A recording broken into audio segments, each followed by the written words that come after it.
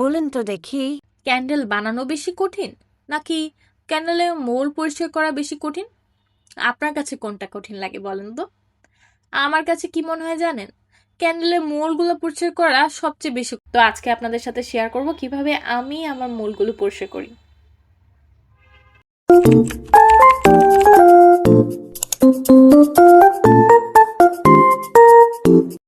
প্রথমেই আমি একটা খালি বালতি নিয়ে নিই এবং সেখানে আমি গরম পানি ঢেলে নিই। আর গরম পানিটা দেখতেই পাচ্ছেন অনেক বেশি গরম। এটাকে একটু কুল ডাউন করতে হবে। তারপরে আমি একটু ডিটারজেন্ট পাউডার দিয়ে দিব।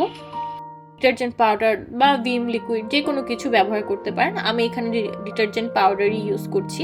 একটা স্প্যাচুলার মাধ্যমে আমি এখন পানির সাথে ডিটারজেন্ট পাউডারটা ভালোভাবে মিশিয়ে নিয়েছি। একটা অংশ রয়ে যায় সেগুলো কিন্তু আপনি একটা ছোট ব্রাশ বা কোনো রকমের স্পঞ্জ, যেটা একদম রাফ না, যেটা কিনা আপনার ক্যান্ডেলের মোড়গুলোকে ক্ষতি করবে না, যেমন বলে না যে গুনা গুনা টাইপের কোনো কিছু থাকবে না, সেরকম একটা ব্রাশ নিয়ে সুন্দর করে আপনি ঝেড়ে নেবেন। ঠিক আছে, আমি যেমন ইউজ করছি টুথব্রাশ।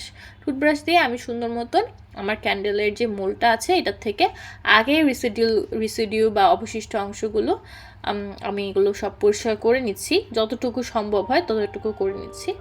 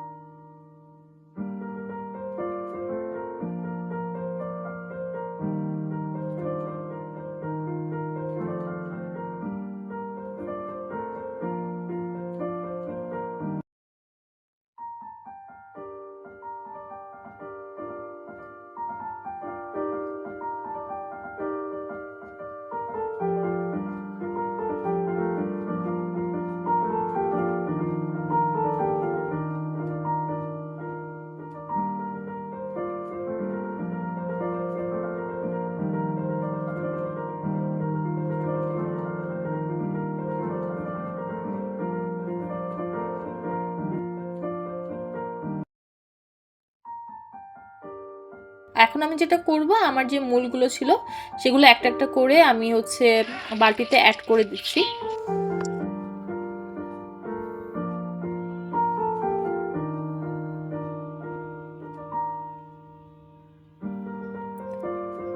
অ্যাড করার পরে আমি কিছুক্ষণ 10 মিনিট আমি পানিতে মোলগুলোকে রেখে দেব।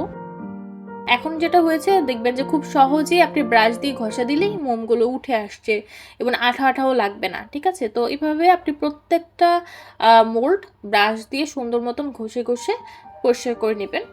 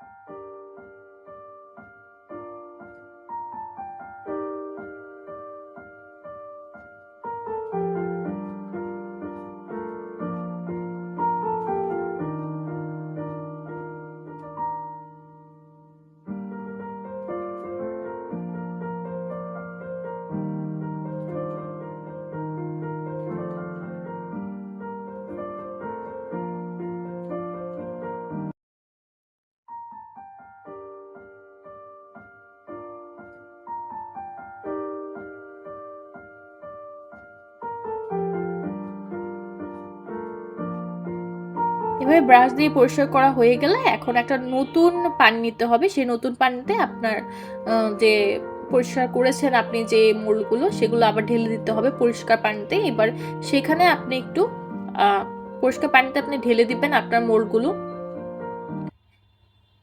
এখন এখানে আপনি ভালো করে ধুয়ে নেবেন, যেহেতু সাবান যেন না লেগে থাকে সেদিকে আপনার খেয়াল রাখতে হবে। এখানে এই জায়গায় যেটা লক্ষণীয় সেটা হচ্ছে সাবান যেন আপনার মোল্ডে লেগে না থাকে সেটা। তো যখন আপনার মনে হচ্ছে যে একদম সুন্দর পরিষ্কার হয়ে গেছে, তখন আপনি একটা কাপড়, উলেন কাপড় নিয়ে সুন্দর মতন, একটা কটন বা উলের কাপড় নিয়ে আপনি সুন্দর মতন কিন্তু আপনার মোলগুলো পরিষ্কার করে রোদে শুকিয়ে দিবেন। সুন্দর মতন রোদে শুকাতে দিবেন, জারে সুন্দর মতন সংরক্ষণ করতে পারেন, যাতে পরবর্তীতে কোনো ধুলো বালি বা ময়লা না রাখে। অনেকে এইভাবেই আসলে আমি ক্যাটল মেক করি। আবার দেখা হবে পরবর্তী কোনো ভিডিওতে। Thank you.